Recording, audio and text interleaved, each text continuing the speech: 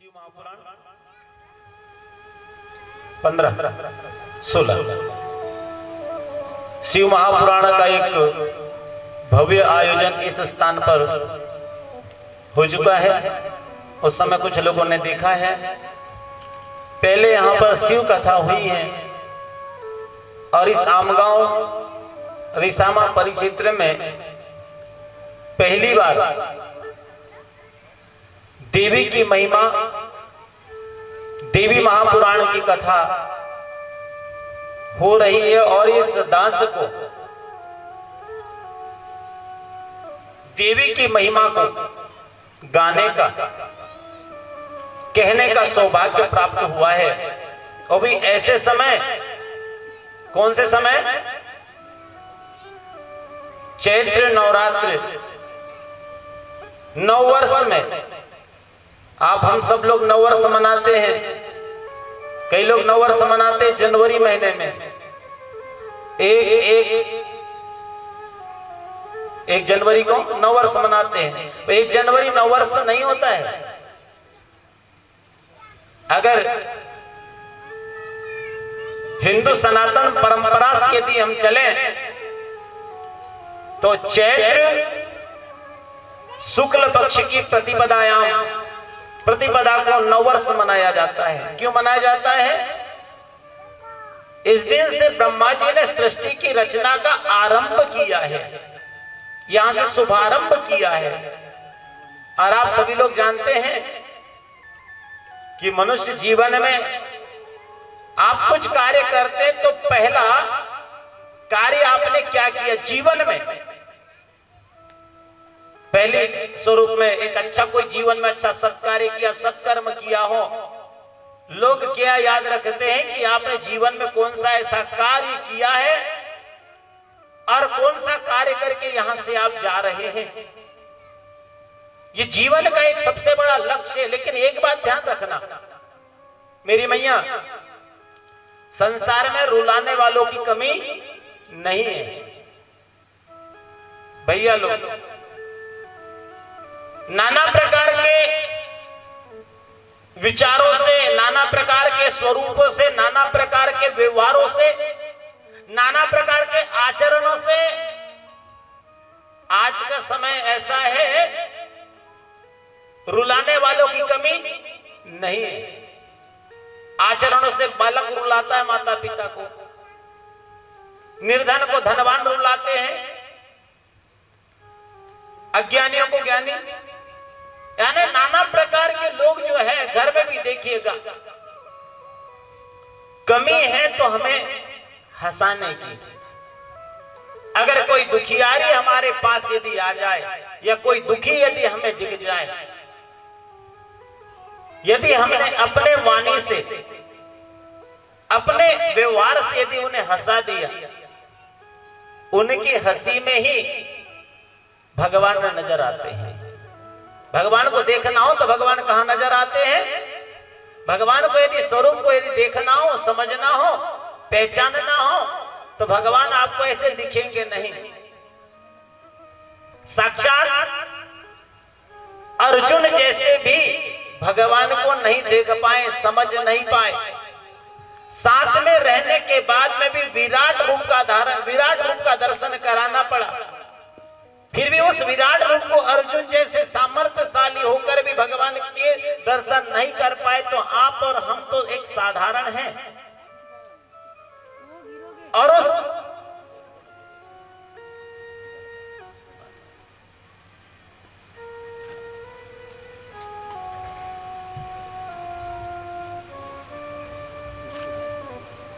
यदि कोई भूला आ गया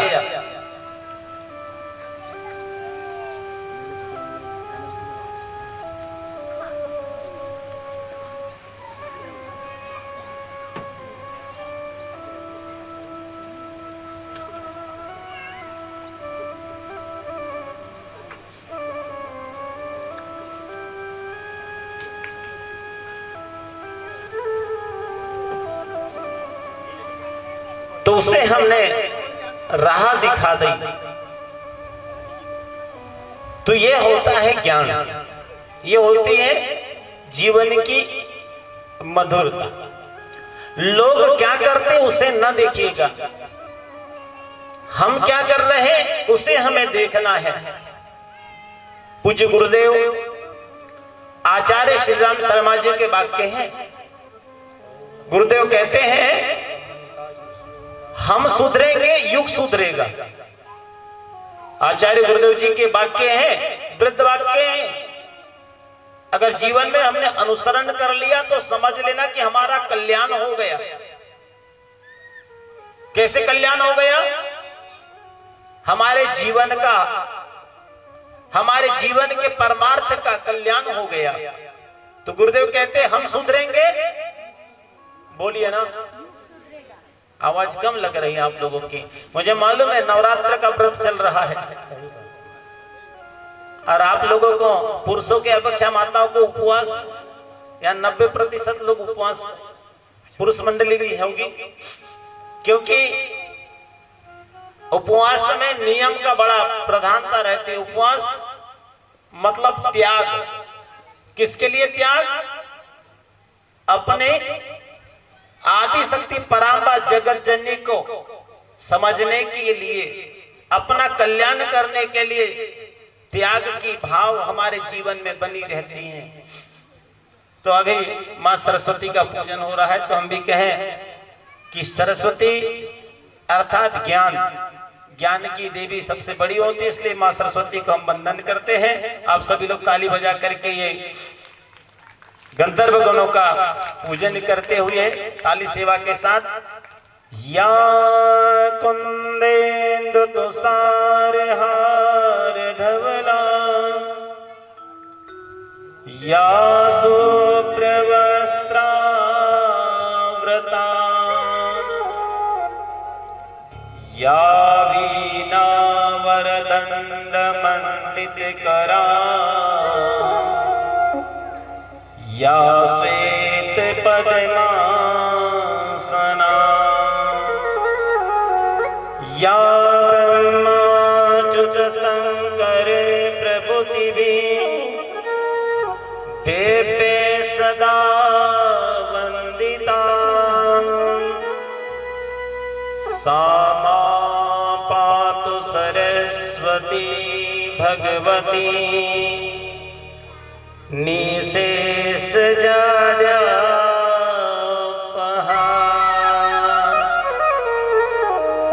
सरस्वती महाभागे विद्ये कमललोचने,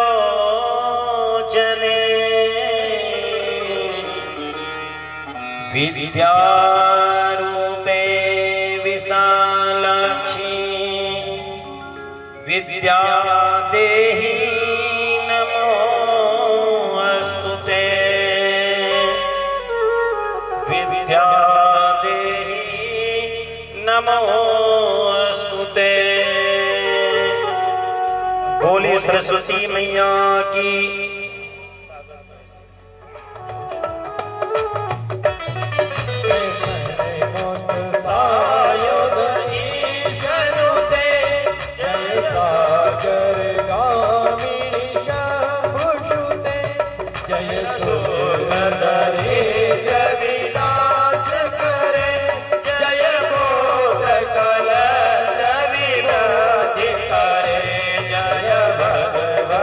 देवी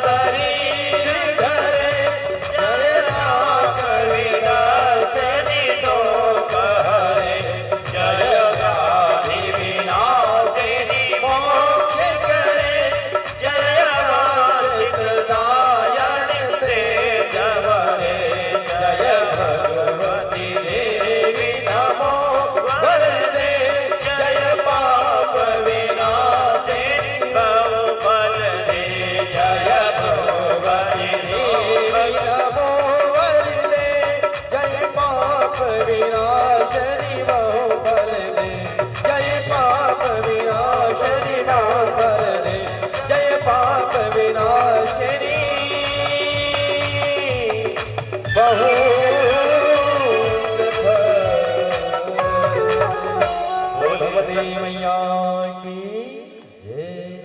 बोली श्रीमद् देवी भागवत महापुराण की जय हो। जय हो माई की चिंता काहे की, प्रेम से बोलो जय जय माता माता दी। दी। सुगमता से देवी भागवत सुलभ नहीं होती। शिव पुराण हो या देवी महापुराण हो, आपने जितनी श्रीमद् भागवत कथा सुनी होगी ना,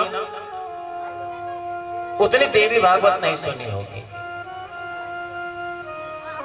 केवल एक या दो, एक। चले एक बार जोरदार तालियां उनके लिए बजा दीजिए कि आप लोगों ने भी देवी महापुराण सुने। आज पुनः आप लोग आदिशक्ति परांबा जगत जननी की कथा श्रवण करने एक बार नैमिषारण्य की पावन वसुधा, आज भी वो स्थान नैमिषारण्य है जहां 88,000 ऋषिगण सत्संग किया करते हैं। नैमिषारण्य है कहां? लखनऊ के पास सीतापुर और गोमती के पावन तट पर विद्यमान आज भी वह स्थान है। नैमिषारण्य में 88,000 ऋषि पहुंचे। श्री सूत जी ने देखा कि इतने सारे ऋषि आज इकट्ठा हुए हैं, क्या कारण है? क्योंकि बिना कारण के आज का समय ऐसा है, कोई किसी के यहां जाता नहीं है। आज कैसे विषम परिस्थितियां हैं, निमंत्रण आने पर भी विचार करने लगते जाए कि न जाए। बिना कारण के कोई कहीं जाते नहीं है। और 88,000 ऋषि यहाँ पर इकट्ठा हुए हैं। 88,000 ऋषियों ने श्री सूत जी महाराज जी को प्रणाम किया है, साष्टांग दंडवत किया है। सूत जी महाराज जी ने आशीर्वाद दिया। सूत जी महाराज जी ने कहा कि बैठिए, आप किस कारण से यहां आए, आपका आने का कारण क्या है? ऋषियों ने कहा कि गुरुदेव, हमें आदिशक्ति परांबा जगत जननी की कथा जगत कल्याण की इच्छा से सुनने की इच्छा है। मैं आप लोगों के स्नेहपूर्ण अनुरोधों और देवी की महिमा हमें श्रवण करना है, देवी महापुराण की गाथा को हमें श्रवण करना है। तो सूत जी कहते हैं, देवी भागवत महापुराण को करना एक परम बड़ भाग है। श्रीमद् देवी भागवतम यस्तु पठेत्वा शृणुयादपि श्लोकार्ध श्लोक पादम वासा याति परमां गतिम। श्रीमद् देवी भागवत नामक पुराण सभी पुराणों में सबसे श्रेष्ठ है। क्यों श्रेष्ठ है, उसका कारण बताया गया। आप सभी लोग उस चीज को जानते हैं कि शिव जी की जो शक्ति है, शिव जी के शक्ति का नाम है शिवा। क्या नाम है? क्या नाम है? शिवा। शक्ति है इसलिए बोल रहे हैं, हमारे शरीर में भी शक्ति है इसलिए बोल रहे हैं। शक्ति है इसलिए सुन रहे हैं, शक्ति है इसलिए देख रहे हैं, शक्ति है इसलिए चल फिर रहे हैं, शक्ति है इसलिए खा पी रहे हैं। और इस शरीर से यदि शक्ति निकल गई तो शिव जी की शक्ति का नाम क्या है? बोलिए, शिवा। यदि शिवा में से यदि शक्ति निकल गई, सी की मात्रा निकल गई और वा की मात्रा निकल गई, क्या रह गया? किसको कहते हैं सौ? किसको कहते हैं? आप तो ऋषा के रसिक श्रोतागण हैं। किसको कहते हैं सौ? शरीर से शक्ति निकल जाने के बाद, प्राण निकल जाने के बाद शरीर क्या रहता है? सौ। फिर न देख सकता है, न सुन सकता है, न बोल सकता है, न चल सकता है, न अपनी इच्छा किसी को बता सकता है। 100 मतलब कुछ नहीं। फिर जबरदस्ती में घर वाले क्या करते हैं, ये 2 बांस है ना ये, और 9 कंची। जबरदस्ती इच्छा नहीं भी होगी जाने की, फिर भी जबरदस्ती लोग लेकर जाते हैं। कहां लेकर जाते हैं? कहां लेकर जाते हैं? मसान घाट। नहीं इच्छा होगी, वो इच्छा माता इच्छा भी नहीं होगी जाने की, भले ही 100 रखा है, लेकिन जबरदस्ती घर वाले लोग ले जाते हैं। कहते जाते हैं राम नाम सत्य, जबरदस्ती लेकर जाते हैं, क्योंकि रख सकते हैं नहीं। तो शक्ति हमारे शरीर में जब तक है तब तक हमें भक्ति कर लेना चाहिए।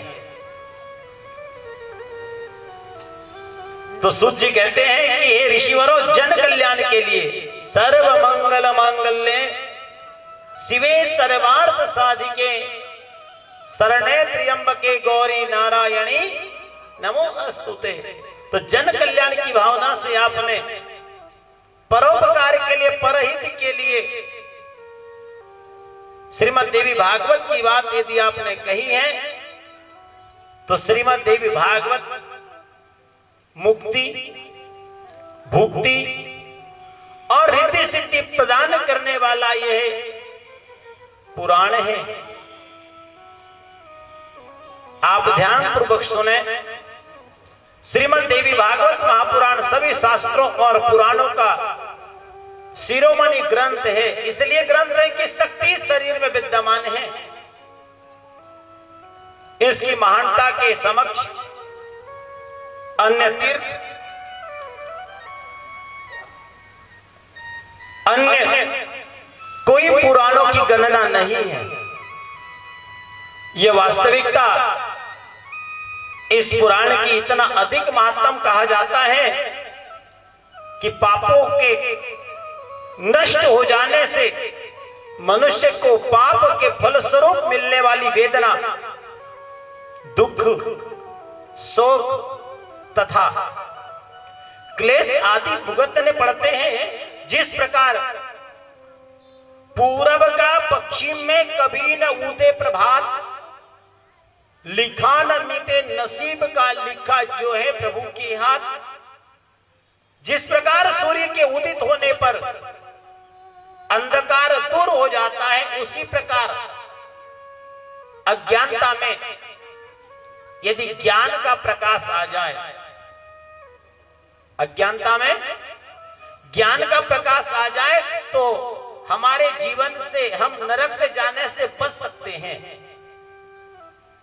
लेकिन कुछ लोग होते हैं, कहते हैं घर में कभी लाइट चले जाती है, बहुत सारे लोग घर में होते हैं, और बहुत सारे लोग क्या कहते हैं घर में दिया लगाओ। अभी दिया वाला तो बंद हो गया है, लाइट लगाओ। पहले जमाने में लालटेन हुआ करते थे, दीपक हुए करते थे, तो कहते कि दिया लगाओ, दिया लगाओ, दिया लगाओ। घर पे लाइट चलेगी, अंधकार हो गया है। बहुत सारे लोग हैं, सब लोग कहते जा रहे दिया लगाओ, लेकिन लगाता कोई नहीं। क्या अंधकार दूर होगा? आज के समय तो हर एक व्यक्ति लाइट लेकर अपने साथ में चलता है। हर एक व्यक्ति जिसके पास में मोबाइल है, मोबाइल में टॉर्च है कि नहीं? हर एक व्यक्ति। दीपक की बातें करने से अंधकार दूर नहीं हो सकता, और शक्कर की बातें करने से मुंह मीठा हो नहीं सकता। व्यक्ति को जब तक अपने परिक्षेत्र में उस कार्य को जब तक करेंगे नहीं, अपने अंदर की शक्ति को, संचारित शक्ति को हम जानेंगे नहीं, जब तक हम अपने आप को जानेंगे नहीं, तब तक परमात्मा को नहीं पहचान सकते। जब तक हमारे शक्ति में हमें भरोसा नहीं होगा, तब तक हमारी भक्ति में मन लगेगा नहीं। तब तक भक्ति में यदि लगाना है तो हमको शक्ति को महसूस करना होगा। अब भक्ति को महसूस करने के लिए आपके पास मोबाइल है, मोबाइल को चलाने के लिए चार्जिंग करना पड़ता है कि नहीं? 24 घंटे यदि चलाना है तो कम से कम 60 मिनट के लिए उसको चार्ज करना पड़ता है, उसमें पावर देना पड़ता है, तब वो आपको 24 घंटे की साथ देते हैं। उसी प्रकार ये 3.5 हाथ शरीर को यदि स्वस्थ रखना है, संसार का पहला सुख यदि प्रदान कराना है, संसार का पहला सुख ये है निरोगी काया। हमारा शरीर स्वस्थ रहना चाहिए। हर किसी जीव की इच्छा होती है कि जब तक हम इस धराधाम पर रहे, स्वस्थ रहे, मस्त रहे और व्यस्त रहे। जो व्यक्ति व्यस्त रहते हैं ना हमेशा कामों में, उनको बिल्कुल टेंशन नहीं होती, बिल्कुल काम स्वस्थता पूर्वक करते रहते हैं। और तनाव तो रहता है, लेकिन अपने शक्ति के बल पर, अपने बुद्धि के बल पर उस टेंशन को वो दूर करा देते हैं। इतनी बड़ी आध्यात्मिक सृष्टि में, आध्यात्मिक जगत में, आध्यात्मिक ऊर्जा में, आध्यात्मिक साधना में बहुत बड़ी सामर्थ्य और शक्ति है। आध्यात्म को अनुभव चाहिए। क्या चाहिए? आध्यात्म को अनुभव चाहिए और विज्ञान को प्रमाण चाहिए। विज्ञान चाहता है प्रमाण। यदि हमने शक्कर खाया है तो खाने वाले को पता चलेगा कि शक्कर का स्वाद क्या मीठा है, लेकिन विज्ञान को बताएंगे कि ये मीठा होता है, वो मानने वाला, विज्ञान मानने वाला नहीं जब तक वो अपने लेबोरेटरी में जब तक टेस्ट ना करा ले।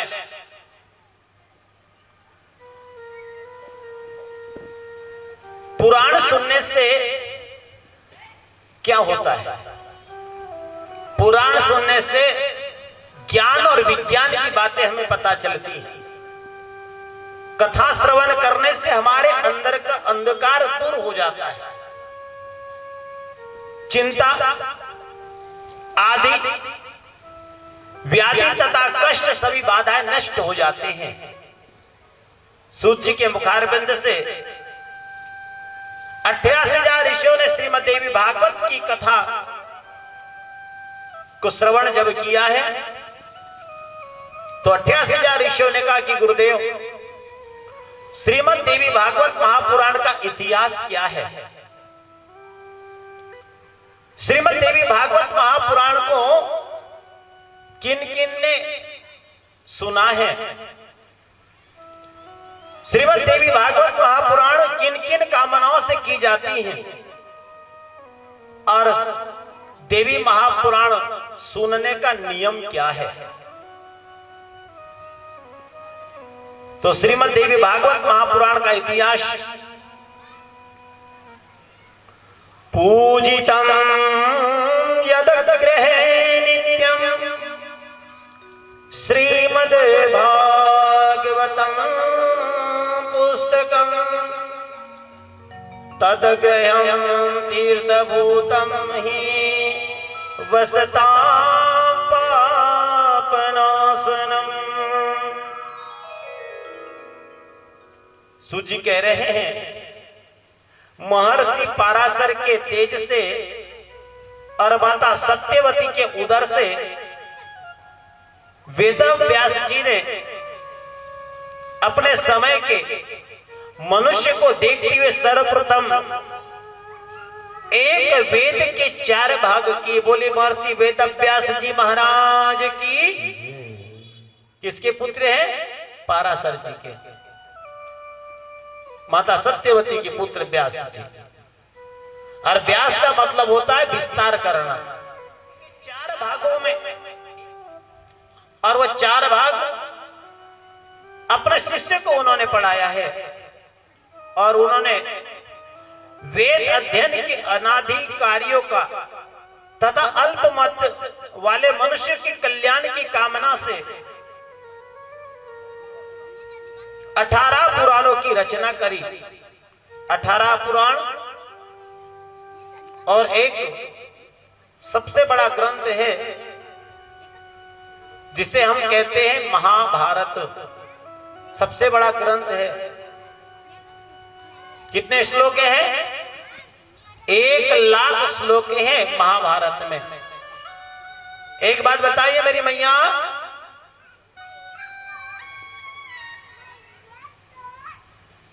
दो ग्रंथ हमारे सनातन धर्म के प्रमुख ग्रंथ हैं। एक है रामायण और दूसरा है एक है रामायण और दूसरा है महाभारत। 2 ग्रंथ हैं। ये दो ग्रंथ में से यदि ग्रंथ घर में रखने की बात यदि आ जाए तो हम कौन सा ग्रंथ घर में रखेंगे? बोलिए ना, कौन सा ग्रंथ रखोगे? कब पढ़ोगे? कब पढ़ोगे? जब समय मिलेगा तब, नहीं तो सावन में तो देखते हैं, है ना। रामायण किन किन घर में रामायण है? लगभग आम गांव में 90% घर लोगों को मतलब रामायण है ना। अच्छा, महाभारत किन क्या है? महाभारत किन क्या है?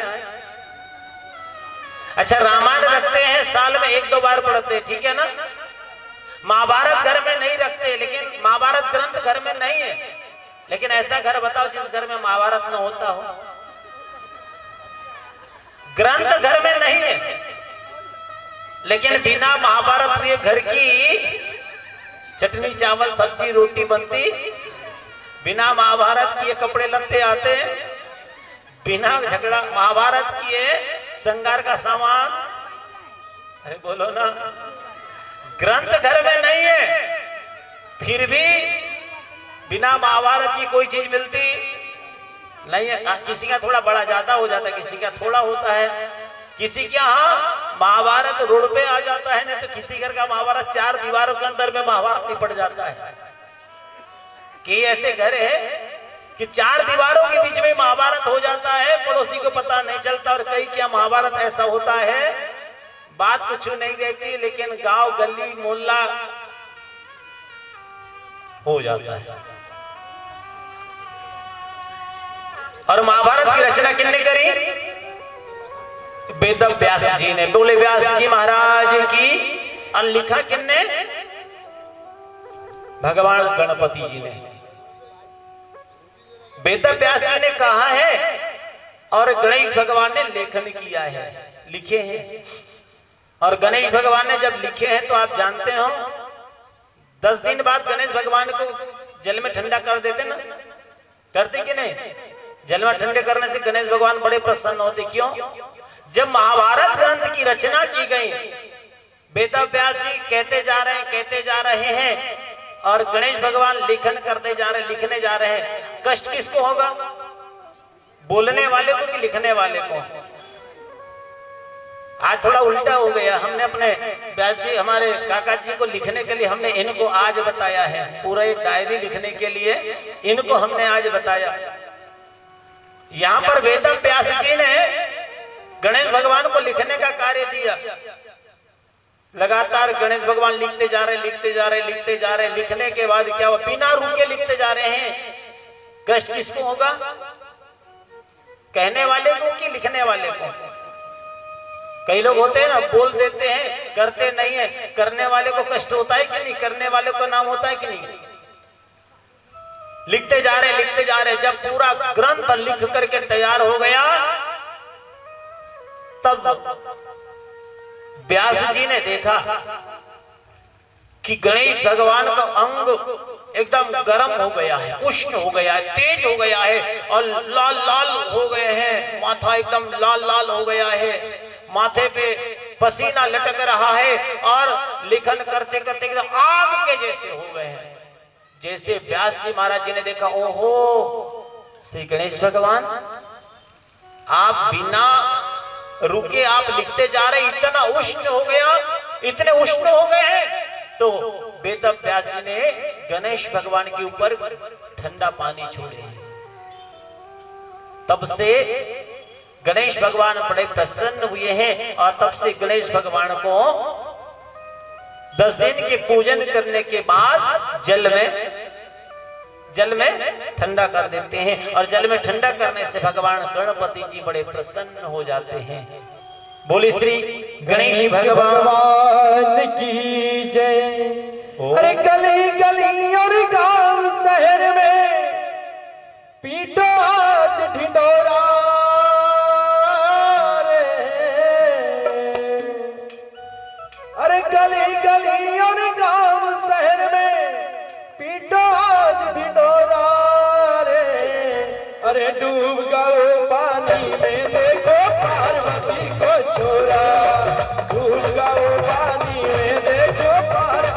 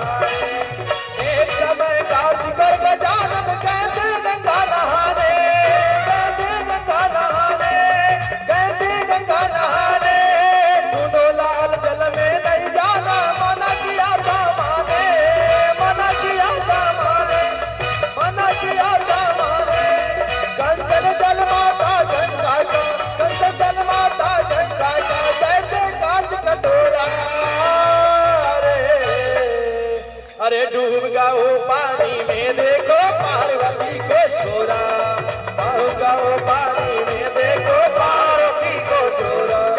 गली गली और गाँव शहर में, गली गली और गाँव शहर पीटो आज ढिंढोरा रे। अरे डूब गओ पानी में देखो पार्वती को छोरा, डूब गओ पानी में देखो पार्वती को। हरि बोल।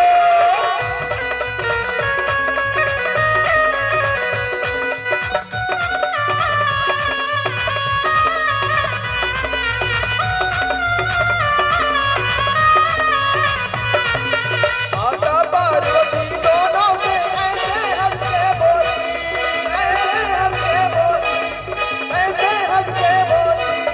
सुनो लाल तुम संभल संभल के खेलो आटन चोली, खेलो आटन चोली, खेलो आटन चोली। दोनों लाल लगे अति सुंदर, दोनों लाल लगे अति सुंदर, एक गोरा एक गोरा रे। अरे डूब गओ पानी में देखो पार्वती को छोरा, डूब गओ पानी में देखो पार्वती को छोरा। गली गली और गाँव शहर में, गली गली और गाँव शहर पीटो आज ढिंढोरा रे। अरे डूब गओ पानी में देखो पार्वती को छोरा, डूब गओ पानी में देखो पार्वती को छोरा, डूब गओ पानी में देखो पार्वती को छोरा। बोल गजानन भगवान की जय। आप लोग बड़ी कंजूसी करते हैं जय बोलने में। बोली गजानन महाराज की जय हो। तो महर्षि वेदव्यास जी ने 17 पुराणों की कथा अपने शिष्य को सुनाई है, लेकिन 18वां जो पुराण है वह श्रीमद् देवी भागवत महापुराण स्वयं भगवान वेदव्यास जी ने जन्मेजय को सुनाई। 88,000 ऋषियों ने कहा गुरुदेव जन्मेजय है कौन, किनके पुत्र हैं? और जन्मेजय ने ये देवी भागवत महापुराण कब, कहां और कैसे सुनी? ये श्रीमद् देवी भागवत महापुराण आत्म कल्याण के लिए स्वयं वेदव्यास जी ने परीक्षित के मोक्ष के बाद जन्मेजय को श्रवण कराया है। इस पुराण का महात्म क्या है? इस पुराण का महात्म द्वारिका के एक राजा है, भोजवंशी राजा। ये कथा आपने श्रीमद् भागवत महापुराण में श्रवण करी है। ये कथा को श्रवण करने से जीवन में जो कलंक आदि लगते हैं ना, वो कलंक दूर होती है इस कथा को श्रवण करने से। तो एक भोजवंशी राजा है, उन राजा का नाम है सत्राजित। और सत्राजित राजा के पास एक मणि है, उस मणि का नाम है समयंतक मणि। वो 8 भार सोना प्रतिदिन देता है। नित्य उनकी पूजा होती है वो मणि की, और पूजा होने के बाद वो मणि से 2 क्विंटल सोना मिलता है। इतना वो मणि का प्रभाव है। एक बार क्या हुआ, सभी राजाओं ने मिलकर के विचार किए कि एक जन कल्याण की भावना से एक अच्छा आयोजन यहां होना चाहिए। सर्वे भवन्तु सुखिनः सर्वे सन्तु निरामया। सबके जन कल्याण की कामना से एक धर्म का कार्य होना चाहिए। अब कोई भी धर्म का आयोजन करो या कोई यज्ञ करो तो उस आयोजन में सबसे पहले निधि की आवश्यकता होती है। काहे की? पैसे की, द्रव्य की आवश्यकता होती है। बिना द्रव्य से कोई आयोजन नहीं होते। आज यहाँ पर भी कावड़े परिवार की ओर से आयोजित यहाँ पर श्रीमद् देवी भागवत का एक आयोजन किया गया है, कराया जा रहा है। इनके लिए भी निधि की आवश्यकता है, द्रव्य की आवश्यकता है। बिना द्रव्य के कोई आयोजन नहीं होते। और द्रव्य किससे मिलेगा?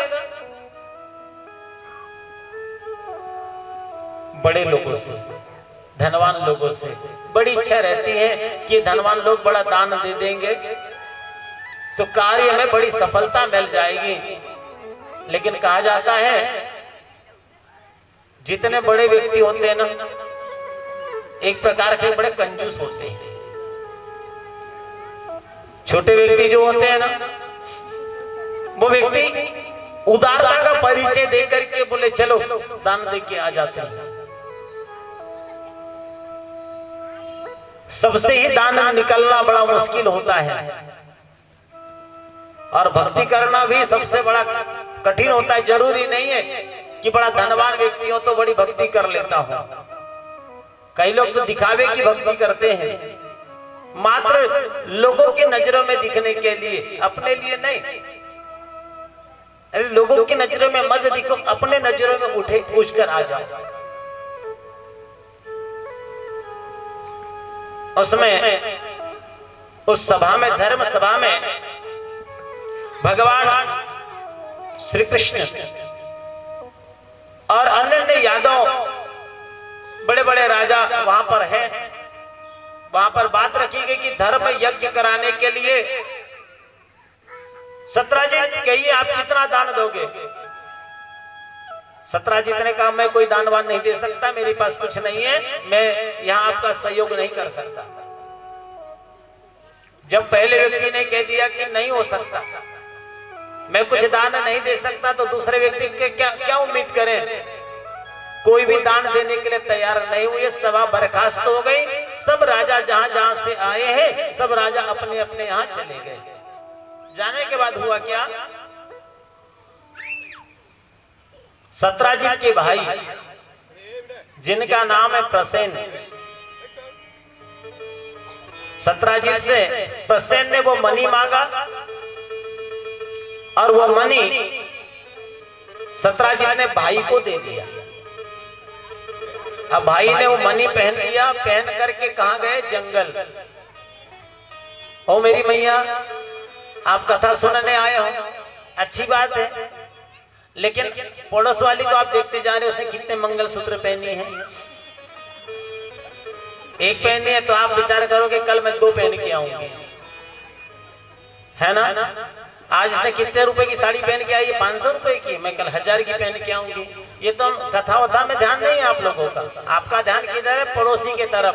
उसने कौन सा वाला मंगलसूत्र पहनी है? हाँ, कौन सा डिजाइन वाला पहनी है? पहनना चाहिए, अच्छी बात है, लेके आना चाहिए, लेकिन काय को उसको बाहर दिखाना चाहिए। कई लोग ऐसे, वो एक पहन के आई तो अपन 2 ऐसे सामने लेकर आते हैं।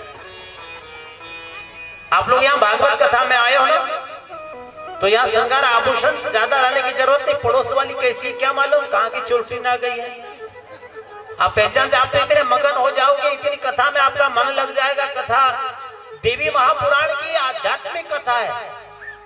देवी पुराण की जो कथा है ना, बड़ी आध्यात्मिक कथा है। यदि श्रीमद् भागवत कथा को सुनोगे तो और आनंद है, लेकिन श्रीमद् देवी भागवत को, शिव पुराण को सुनोगे ना, ये आध्यात्मिक ऊर्जा को, शक्ति को जानने का, अपने आप को पहचानने का, और ये लोक में रह करके उस पराम्बा शक्ति को जानने की कथा है।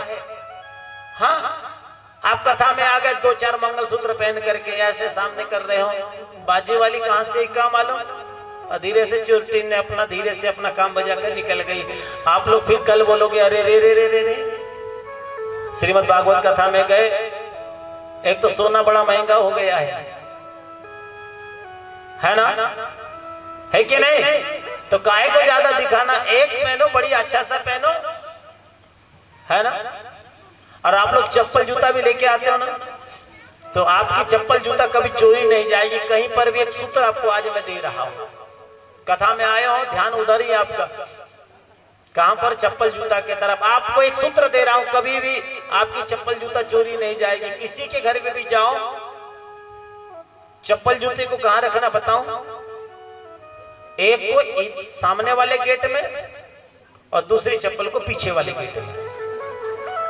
एक को रखना इधर में और दूसरी को रखना इधर वाले गेट में। आराम से बैठ जाना, कथा आराम से सुनना, और कथा जब हो जाएगी तो अपनी वाली देख लेना ये कहाँ है, ढूंढते ढूंढते दूसरी वाली के पास चले जाना, अपनी जोड़ वाली मिल गई चले जाना।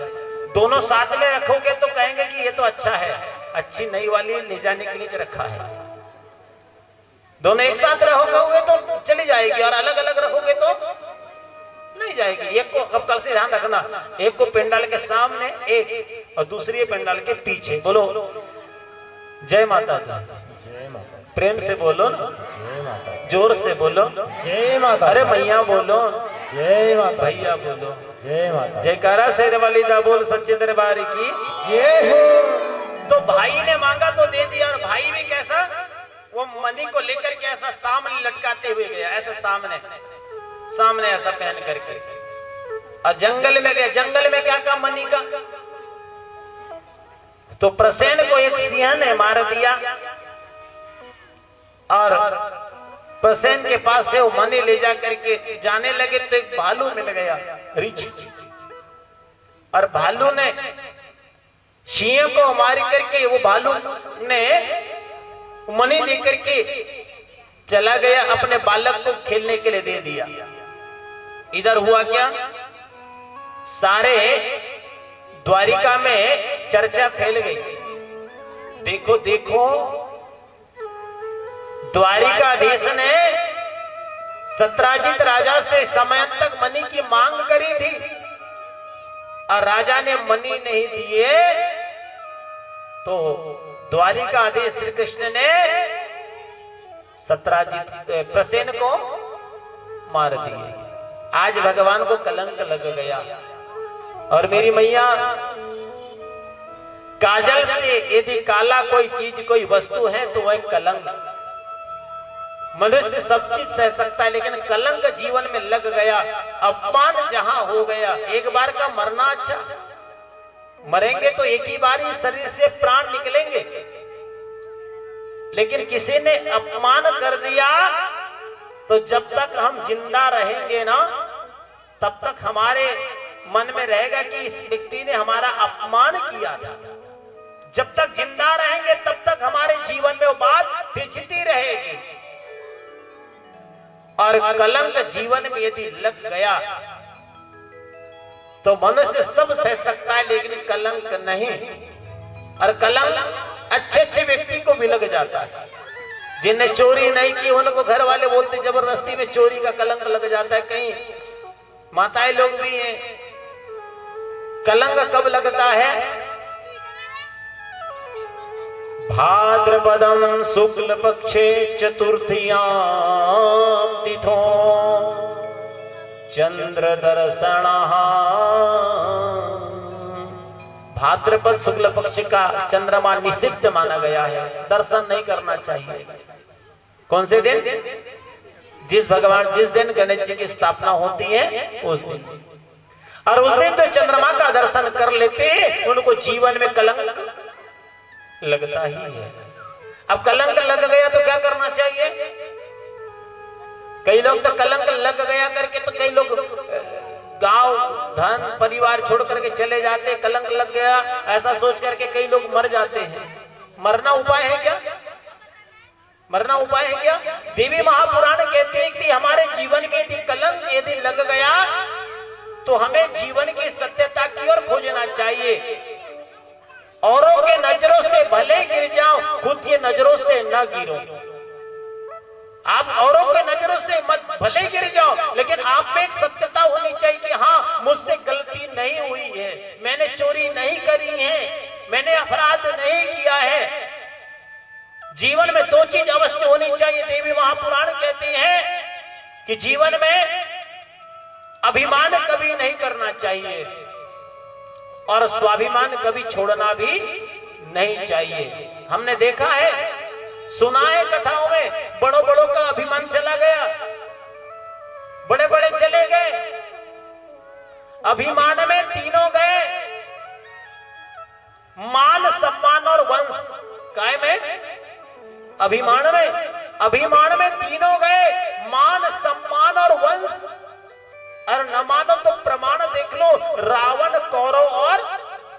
कंस।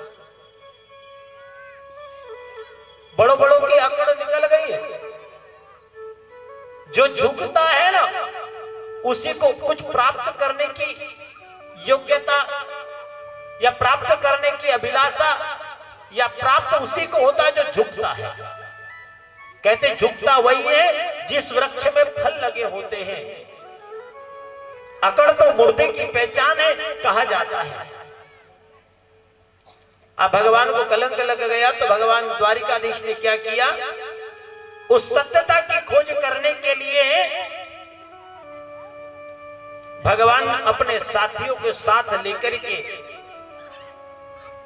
उस मणि की खोज करने के लिए और सत्यता को ढूंढने के लिए चले।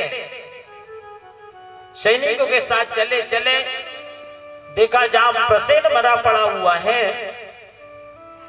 वहां पर शेर के पैरों के निशान हैं, और जहां शेर मरा पड़ा हुआ है वहां पर भालू के पैरों के निशान हैं। भालू के पैरों के निशानों से जब गए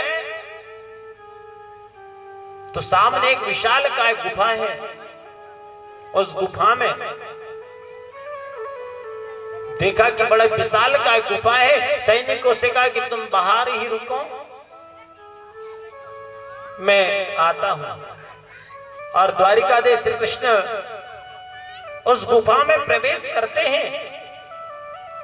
एक दिन हो गया, 2 दिन हो गया, 3 दिन हो गए, 4 दिन हो गए, द्वारिकाधीश वापस न लौटे। सूचना वासुदेव जी तक पहुंची। वासुदेव जी और माता देव की बड़ी चिंतित हो गई। एक बात कहें, जब बच्चों के जीवन में यदि तकलीफ होती है, दुख आता है, तो सबसे पहले दुखी कौन होती है? सबसे पहले मां दुखी होती है।